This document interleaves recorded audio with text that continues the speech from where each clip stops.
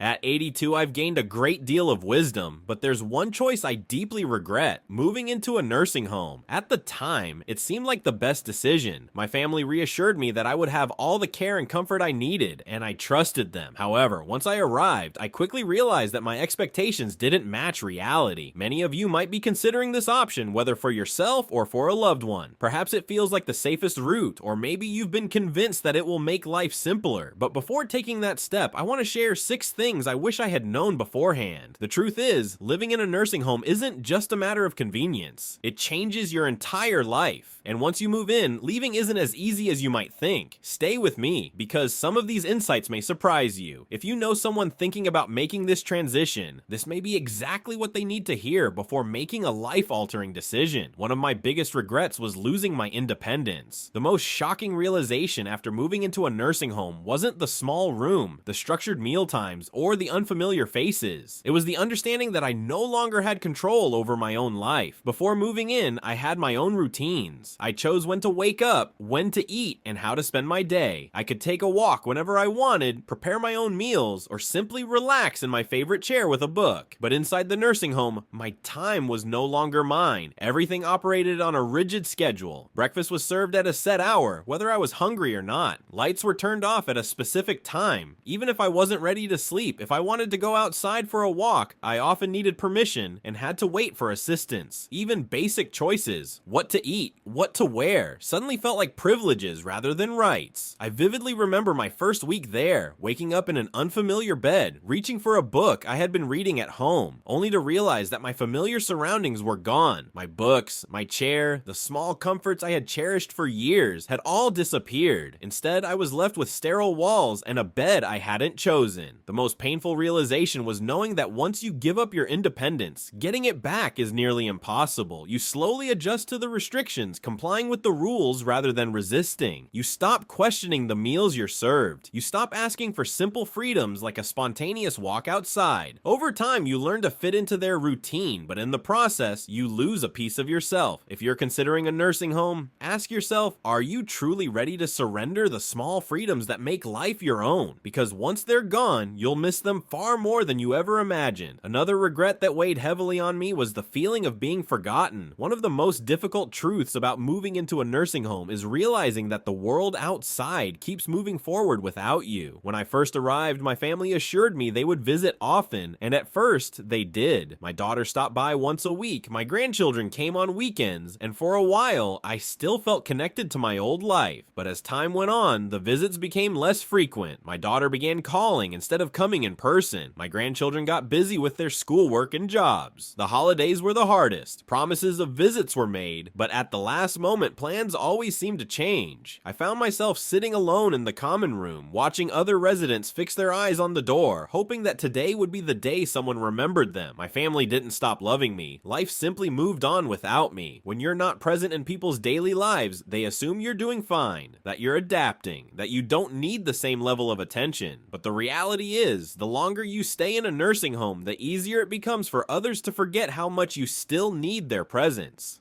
I remember sitting in my room one evening, holding my phone, debating whether to call my son. I didn't want to seem like a burden. I didn't want to remind him that I was here, waiting for a visit that might never come. And that's when it hit me. This was my life now, watching the days pass by, hoping someone would remember me. If you're thinking about moving into a nursing home, ask yourself, are you ready for the loneliness? Because no matter how much your family loves you, once you are out of sight, it becomes far too easy to slip out of mind. So I put the phone down, and that was the moment it truly hit me. This was my life now, watching the days pass, waiting and hoping that someone would remember me. If you're considering moving into a nursing home, ask yourself, are you prepared for the loneliness?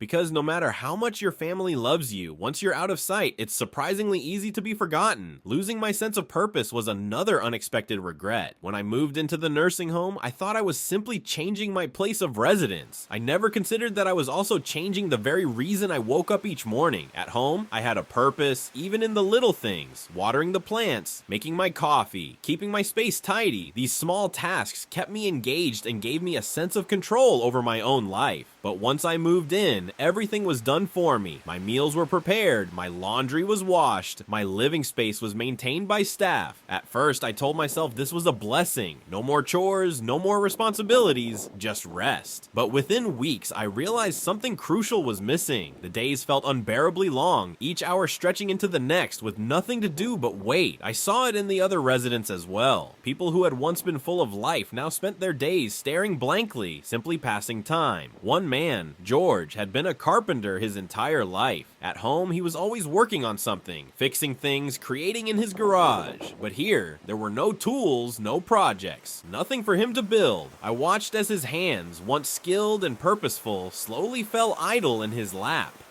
I feel useless, he told me one day, and I understood exactly what he meant. When you no longer have something to care for, something to work toward, life starts to feel meaningless. The mind slows, the body follows, and soon you become just another person waiting for time to pass in a place where little ever changes. If you're considering a nursing home, ask yourself what gives your life meaning, because once you enter, finding purpose isn't as simple as keeping busy. It's about holding on to the things that make you feel alive. Another regret I didn't anticipate was how quickly my health declined. Before moving in, I was in fairly good shape for my age. I wasn't running marathons, but I was able to care for myself. I took daily walks, prepared my meals, and maintained small routines that kept my body moving, stretching in the morning, grocery shopping, moving around the house to keep my legs strong. But after moving in, all of that changed. At first, it felt like I was just relaxing. Meals were delivered to me, and I no longer needed to stand in the kitchen to cook. If I required assistance, I simply pressed a button and someone was there to help. It seemed convenient, even luxurious. What I didn't realize was that the less I did for myself, the faster I lost my strength. I stopped walking as much, and soon my legs felt stiff. I spent more time sitting, and before I knew it, even getting up from a chair became a struggle. The muscles I had worked so hard to maintain were disappearing, and faster than I ever expected. And I wasn't the only one. I watched it happen to others too. People who had walked in confidently, suddenly relying on wheelchairs. Residents who had been independent now needed help with even the simplest tasks. The more assistance we were given, the more we seemed to require it. I remember Alice, my neighbor,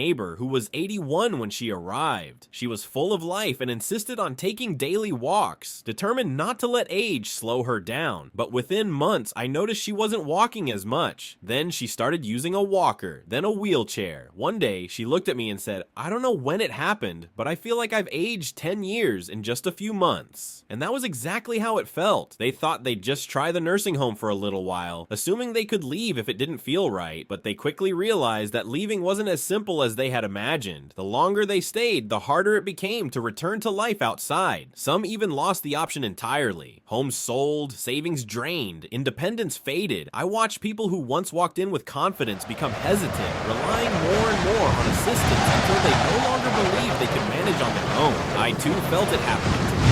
First, I was certain that if I wanted to go back, I could. But when I finally decided I wanted out, I faced resistance, not just from my family, but from myself.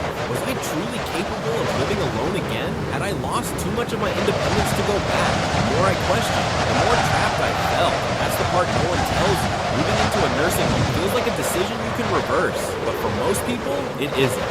The nursing home slowly becomes your entire world, and the life you once knew outside starts feeling like a distant memory. If you're considering a nursing home, ask yourself, are you prepared for the possibility that leaving might not be as easy as you think? Because once you settle in, the physical, financial, and emotional barriers to leaving can become harder to overcome than you ever expected. Looking back, I don't regret growing older, but I do regret believing that a nursing home was my only option. I walked in expecting comfort, security, and a better quality of life, but I found a reality that slowly stripped away my independence, my privacy, my sense of purpose, and ultimately, my identity. Does that mean nursing homes are all bad?